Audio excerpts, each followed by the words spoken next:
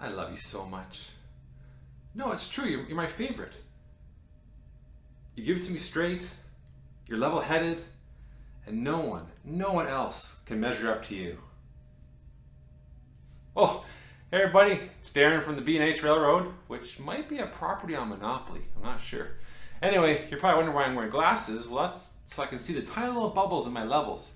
And the beard, well, my good friend Mark up north grew one, so I thought I'd follow suit. Today's video, I'm going to show you how to lay some track using tape. Okay, so to lay track, what you want to do is get your level out, make sure your track is level, and it's good to go. We're going to remove the level, take a Sharpie, and gently and slowly and gingerly just make some lines here. Okay, outline the track. I remove the track. I'm going to put down some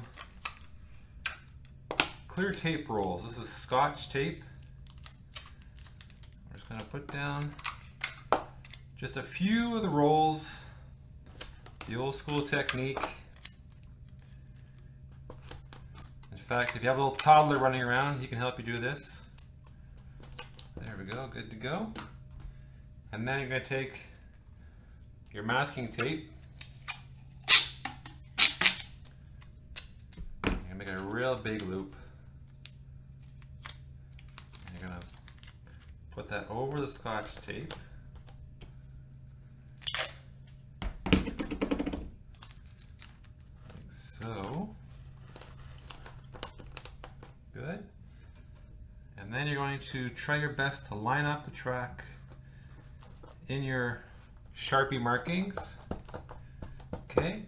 And just to make sure that the track is secure in place, this is a little unorthodox, but I like to take this black electrical tape and just to make sure it does not move.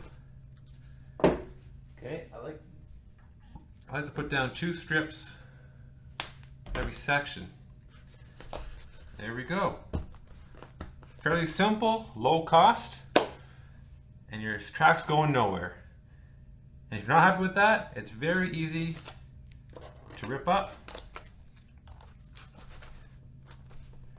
Okay, it's very easy to rip up.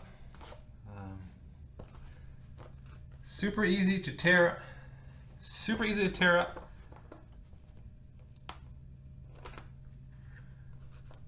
Okay, you know what? Let's go to plan B. Well, I'll tell you what. That was a weird dream. Don't you worry. Mark will never touch you guys.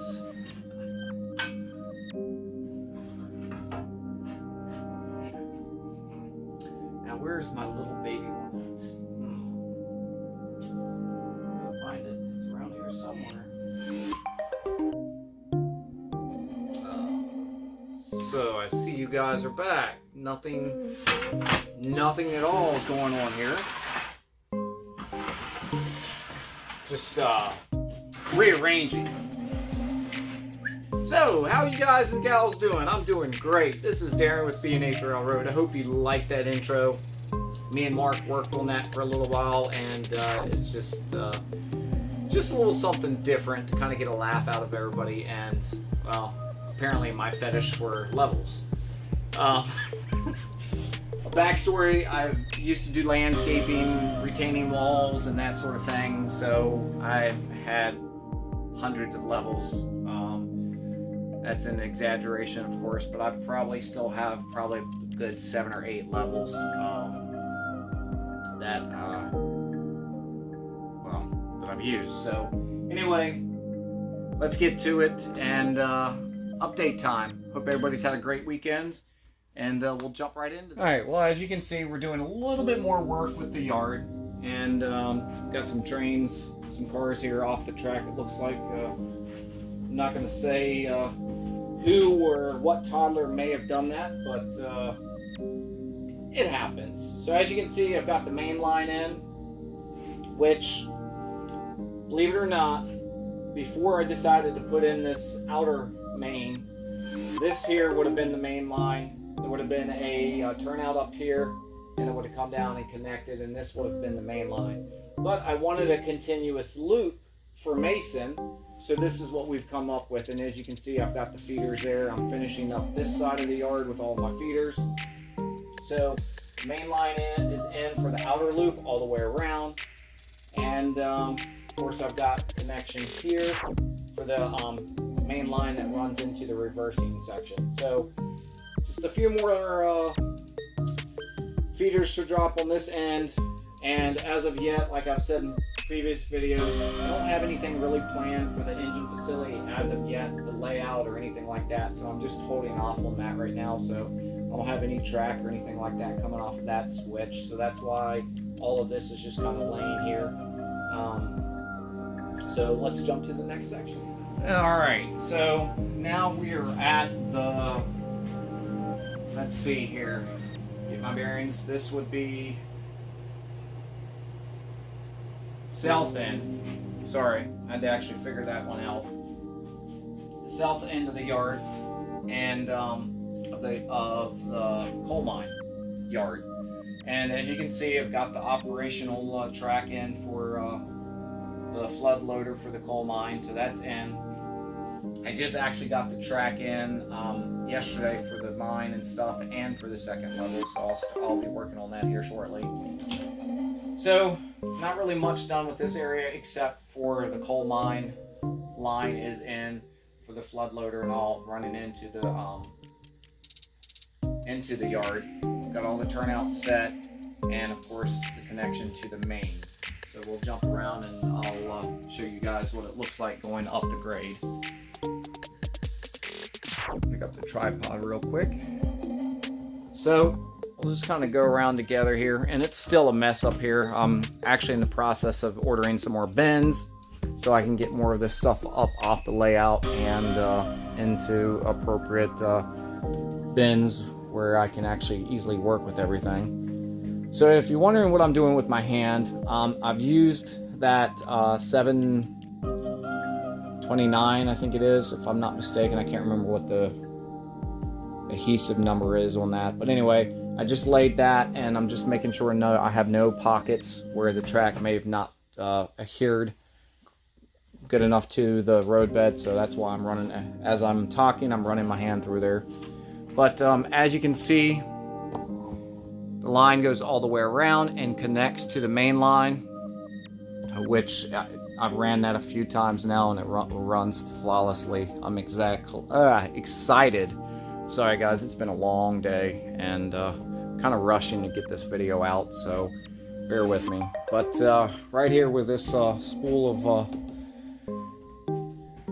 look, it's sitting right here in front of me, and I can't even tell you what it is right now. That's how tired I am. This spool of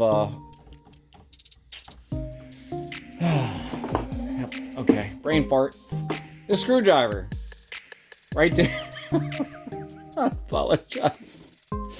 This screwdriver is right in this area here is where the flood load is going to be. It's going to get it would have the conveyor coming back this way, so that'll be interesting. I have yet to get it. Hopefully within the next month or so I'll have that. All right, so let's jump to the next section.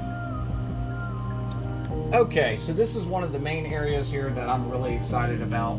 And as you can see here, we've got the outside main, which is basically the continuous run on the second, or the first level, I'm sorry. And then we've got the reversing section going into the main line. So what's going to happen here, there will be a tunnel here, and then a tunnel entrance here. So it will be divided by a couple of inches. This one here will be more recessed than this one. And so what will happen is all of this will be closed in right here. And then same thing back here. This will all be closed in with an access panel, but in case if I have a derailment, that I can get in there and fix whatever may be the problem. And then of course there will be a tunnel that pokes out right about there, and then you probably can't see it, but there will be one right before it gets to the turnout and the end of the reversing section there. So once all of this is done up, so this reversing section here will be the descent down to the lower level, and all of this will be blended together. And basically I'll start here and come off at this, you know, a little bit of an angle, and this will be basically just trees and whatnot. It won't be really too much there, other than just trees and maybe a few little rock carvings and stuff, but that'll be about it. So all of this will be actually enclosed, and it kind of look like, and I'm kind of going under because I'm just kind of guesstimating where it's going to be, but more than likely it'll be right here on top of this 1x4, and then it'll go back down. So if you can imagine, the bench work on that side will be level with this here, and there's actually no bench work up here at all, so we're already at the second level at this point here. So hopefully I've explained. All right, and of course this is that hillside here, and that's going to be behind the waterfront. That's going to be all the way. So this entire scene is what I want, and this is all going to be water down through here, and that'll probably be one of the last scenic aspects of the layout that I end up doing, unless I get really froggy and decide to jump into it. Oh god, that was corny.